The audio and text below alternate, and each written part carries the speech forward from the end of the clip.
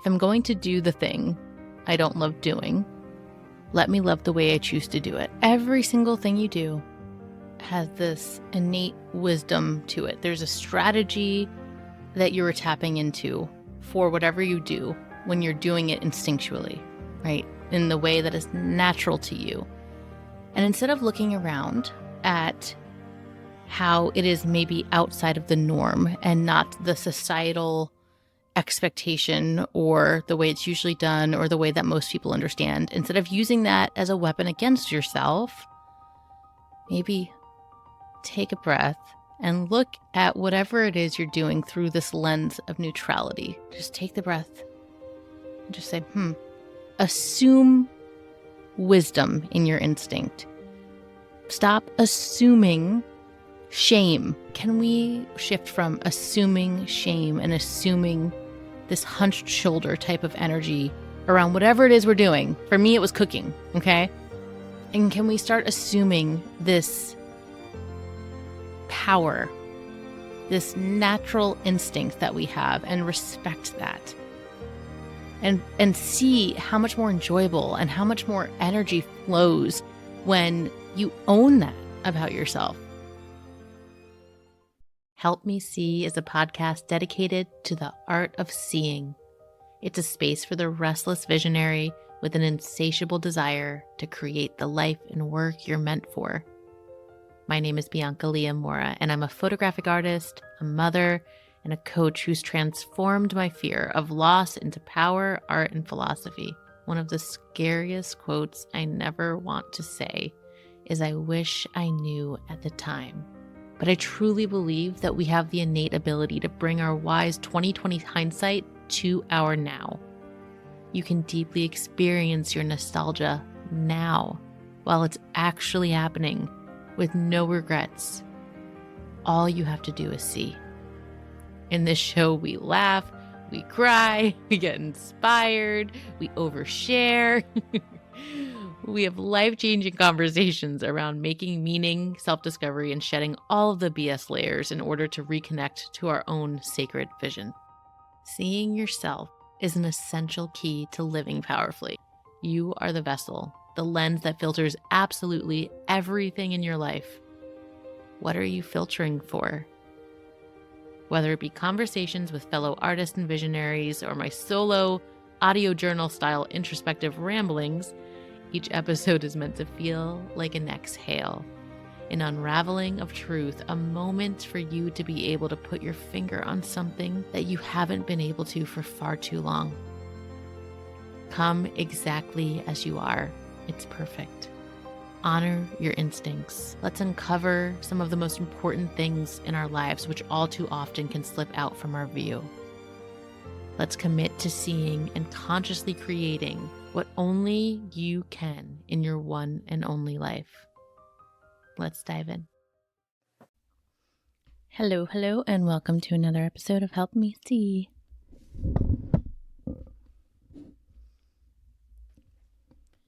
Today is going to be something a little bit different.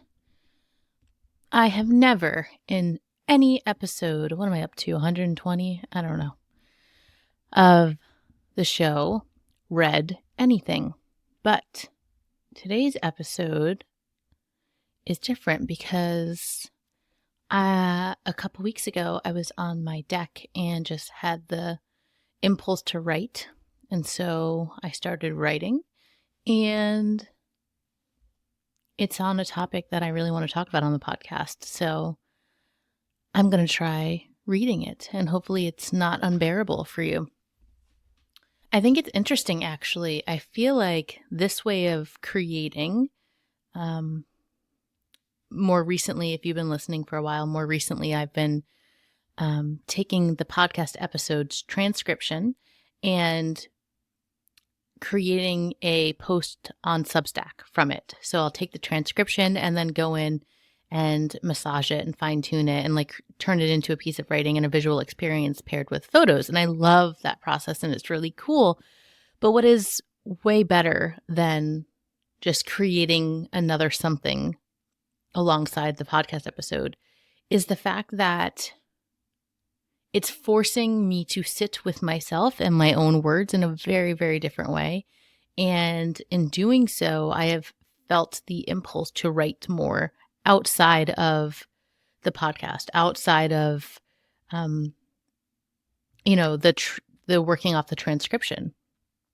So yeah, it's just a whole new sense of empowerment. And I was going to sit down to talk about this. I was going to just surmise. But then the other part of me was like, hey, you already wrote these words. Respect the fucking words that you wrote and speak them. So now I'm going to do it in reverse. I'm going to read what I wrote. Okay. So today's episode is about concoctions. And what got me thinking about this was actually like cooking concoctions. Cooking is usually like a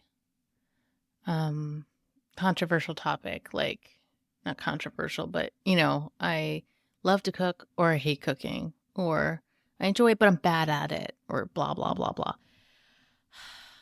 And if you don't feel like listening to me reading, either go to my Substack to read the actual post or take this nugget before you go. Every single thing you do has this innate wisdom to it. There's a strategy that you're tapping into for whatever you do when you're doing it instinctually, right? In the way that is natural to you. And instead of looking around at how it is maybe outside of the norm and not the societal expectation or the way it's usually done or the way that most people understand, instead of using that as a weapon against yourself, maybe take a breath and look at whatever it is you're doing through this lens of neutrality. Like for a long time cooking, I was like, oh, just now, especially now that I have kids, it feels like this whole big thing and my responsibility to do this and to have proper dinners and this, that, and the other thing. And as soon as I let go of it having to look like something, like even just something as innocent as a friend asking like, well, what are you making for dinners this week? Or, whatever. That feeling of like, oh, I already should have that figured out by now. Or, oh, I can't explain how I made it because I just threw it together. And now, blah, blah, blah, blah, blah, whatever. Do exactly that. Just take the breath and just say, assume wisdom in your instinct. Stop assuming shame in like, oh, this is hard to explain, or, oh, I'm not doing it the way, most people do it, or I could be doing it healthier. I could, whatever. Neutralize the way you're witnessing yourself and the way that you do things. And the second you remove the shame or the shoulds or looking elsewhere, think about how sacred it is if you take all the shit off of it. Like when I wrote this and I had to actually sit, I never before had thought about what is actually happening for me as I'm cooking. Like how do I concoct these random meals that I make? What happens? And I had to actually sit and type it out. I was like, wow, this is exactly me. It's not, oh, I am just a shitstorm in the kitchen and it's my lifelong responsibility now and I just make it work and figure it out. It's, oh, I channel that same space inside of me that I use in my most favorite place to be, is like this creation place. And although it's not my favorite to cook, I channel that same flow state into my cooking. And so this task that I have to do every single day now is less of a burden and more of a channel. that I use to be with my creativity and my instincts in a different way. And that's incredible. And there's so much we can glean from that. And it's really, there's so much, because oftentimes the most potent genius that we have, it's so internal that it's hard to view. It's hard to diagnose. It's hard to articulate. But with something, when it's applied to an area that we don't feel so precious about, now that I'm looking at it in this way, my concoctions, I look at it with like this confidence and this like, yeah, this is how I put food together, and I figure things out, and it feels right for me, and it feels good for me, and it's sustainable for me. If I held myself to making recipes and meal plans every week, it would feel soul-sucking to me. Well, at least in this phase of my life. I believe that all these blanket statements don't really do us any favors, because then we get swallowed by our identity that we have in this moment, which can be our truth now, but don't have to be our truths forever. But okay, enough with the nuances here. I just wanted to leave that nugget here. Can we shift from assuming shame and assuming this hunched shoulder type of energy around whatever it is we're doing? For me, it was cooking, okay? And can we start assuming this power, this natural instinct that we have, and respect that, and see how much more enjoyable and how much more energy flows when you own that about yourself? So that is what I have. I hope you enjoy.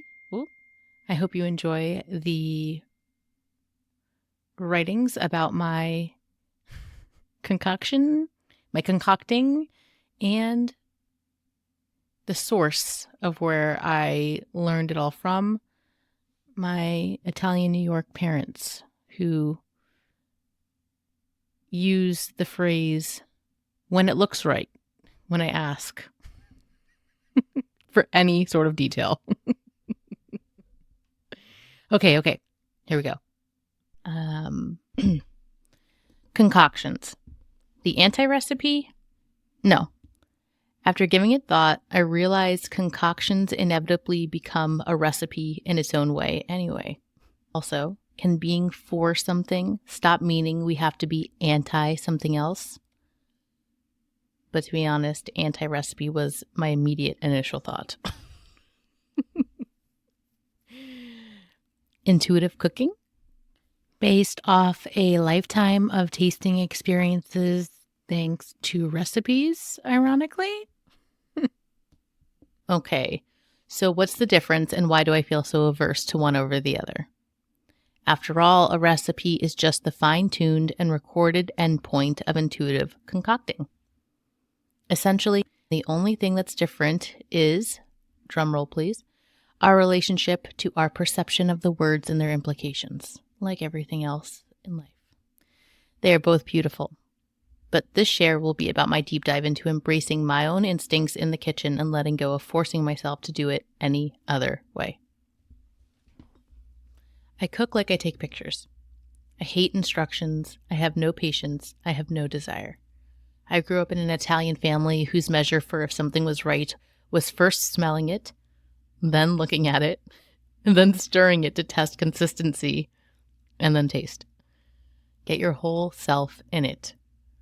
I once asked my dad how much olive oil to put in, and he said, till it looks right. Like glunk glunk. Now I use glunks as a unit of measurement.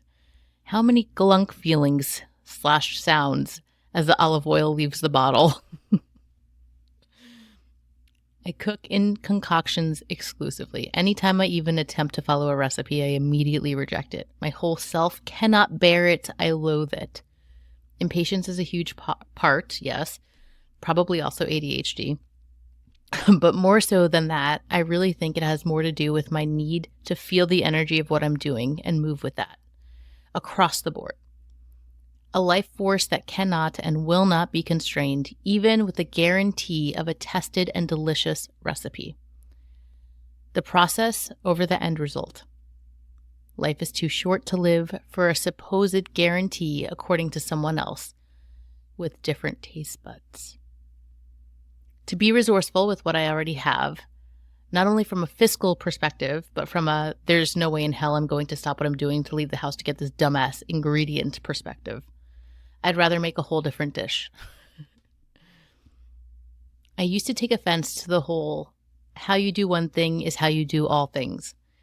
I operate like a shitstorm, disorganized, unplanned, frenetic, half-assed, or is the way I operate just nonlinear, exclusively energetic and inspired, led by my own instincts, and perhaps effortlessly genius? Now I think because I can find a favorable way to spin it, I'm okay with it. I cook like I take photos. I sense what state I'm in. What do I feel? Something heavy, light, hot, cold? What is my energy? How much of a process do I want to make this? Am I in the mood to be in the kitchen, or am I just addressing the need with as little effort as possible? Neither better or worse than the other. Then I look at what I already have, what's in front of me. What did another version of me decide would be a good idea to buy and have in the house? We harvest what we planted before. How did I equip myself for this? I don't have an ingredient I want, noted for next time. I'll make do this time. What could work or be even better? Maybe it's perfect this way. I layer and add and stir and chop and stand there with senses tingling because I feel I'm conjuring up something delicious, or losing steam because my enthusiasm is going down with the ship. There's no family recipe book to be had from my parents, who make delicious meals. They pretty much have rotated the same 10 to 15 different meals my whole life and scoff and gag in the most juvenile way at my experimentation and quote-unquote healthy organic stuff. That's a ridicule in my family. That's like a diss. I didn't know what hummus was until college. My mom rolls her eyes and gags at my quinoa. And God forbid I even pronounce orange correctly instead of saying orange, or mozzarella instead of mozzarella. It's funny because even though I enjoy being open to making new and interesting foods with health-conscious food, I'm not used to it. I still deeply want their approval. I'd love for them to taste something I make and say, well, damn. But that will never happen because when they come to visit, I make their asses cook the whole time because mama needs a break and nostalgic home cooking is comforting. Also, cooking is my dad's love language, so if he wasn't cooking, he'd be sitting on the couch grumpy anyway. Writing this makes me think, the next time we're together and they're cooking, I need to record the whole process from start to finish. The recipes will be long-winded videos, but that's okay because we are long-winded people. Speaking of long-winded, I digress. I start pairing and tasting different combinations with different condiments and decide how would be best to serve it to each family member. Silas loves dips of all kinds. Cash hates dips. He likes his stuff dry. Ben wants everything obnoxiously spicy. I take a smaller portion to ensure that there's enough for the boys and serve it over greens. Each bowl personalized to that person that's sitting in front of it. I hate cooking in the more traditional way, but I love nourishing my family. Less because of gender roles, and more because I don't want to eat microwave chicken every night of my life, and I would if I wasn't the one cooking at all times. If I'm going to do the thing I don't love doing, let me love the way I choose to do it.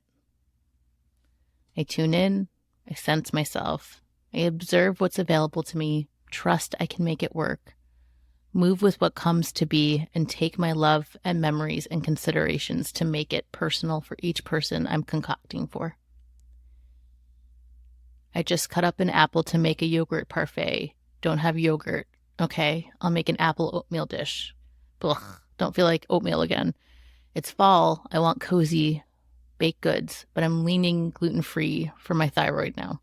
Preheat oven for whatever the hell is about to go down. Grab a dish, add Trader Joe's oats chia seeds blend, add a cup of almond flour, add my apples, water. No, don't want to dilute the flavor. Oat milk instead. No chocolate chips to be found. Maple syrup it is. Still looks too thick. Add some coconut oil. Looks better. Add cinnamon, duh. And really want to make sure that this thing doesn't completely suck, so I add the Fix-All brown sugar on top. Put it in the oven, keep checking on it until it firms up or starts to golden, whichever comes first. Move on to journal or create something, come back 6 times. Damn, this is really not a solid yet. Knew I needed an egg, but another thyroid no-no, so we'll just deal. I took it out before the top burnt, and it firmed more as it cooled. It was delicious, absolutely delicious. I will never make it quite the same again, of course, too impatient to write down the measurements I did. Didn't know I'd even want to remember it. Who knew if it would be worth repeating? But masochistically, I think I enjoy the inability to repeat. Just like a moment, never repeated, never the same. Even the recipes that aren't delicious, I feel no angst. I accept it because I did it my way. I didn't sacrifice my experience, my instincts, my natural tendencies to make something that ended up sucking anyway. I'm satisfied with whatever comes when I trust my gut and go.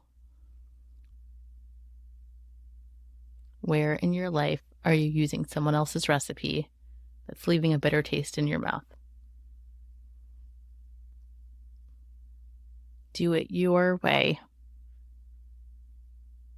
and find so much more peace in whatever the outcome is. Delicious peace. If you're looking for help in being able to identify and find your own magic, connect to your own instinct, and see yourself, I invite you to come over to Substack, where when you join and become a paid subscriber, currently at $11 a month, you get access to Nostalgia Now, which is your monthly, one-of-a-kind prompted photo templates where you go inward, connect to self, and see the evidence of your own love, genius, heart every single month.